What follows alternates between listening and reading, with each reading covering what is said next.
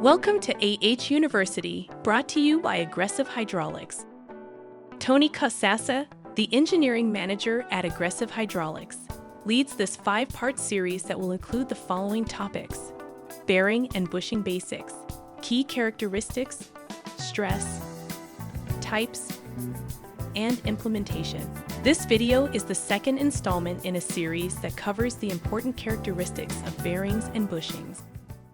So some key characteristics when we're talking about bearings and bushings: one is the hardness of the surface, 2 is lubricity, and 3 is the surface finish. And we'll talk about those a little bit more, but we have an example here: galling. So we have a pin that was rotating inside of something, may have been bushing or may have just been a bore, but we didn't have the right hardness, didn't have the right lubricity, or didn't have the right surface finish, and ended up with galling. We see the damage to the surface. So first one is hardness. When we talk about characteristics of bearings and bushings, we're talking about the hardness of the surface. And so that means the resistance of that surface to an indentation. And heat treatment can be used to increase hardness for certain types of material. So, for example, we might have a solid hardened steel bushing that's been heat treated, or a spring tension bushing that's been heat treated, and those are made out of steel. And steel is a material that we can increase the hardness by heat treating. Down here we have bronze. Bronze, on the other hand, typically cannot. So lubricity is another characteristic. So we might choose for a bearing and bushing material with a low friction coefficient. So something that's more slippery and allows the pin to move in that bushing easily. Or there might be a material that's impregnated with a lubricant.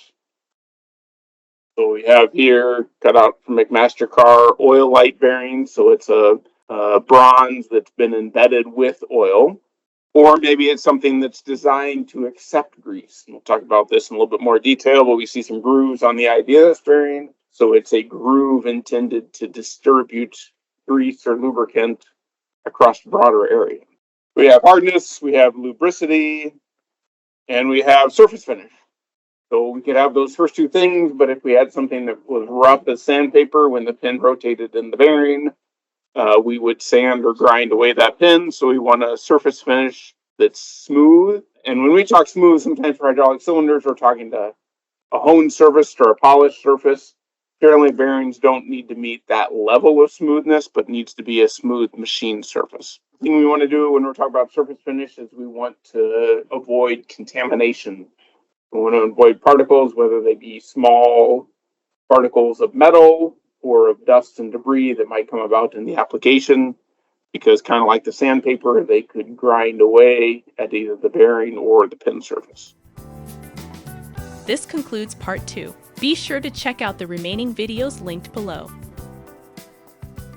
Contact us today to start your purpose-built process.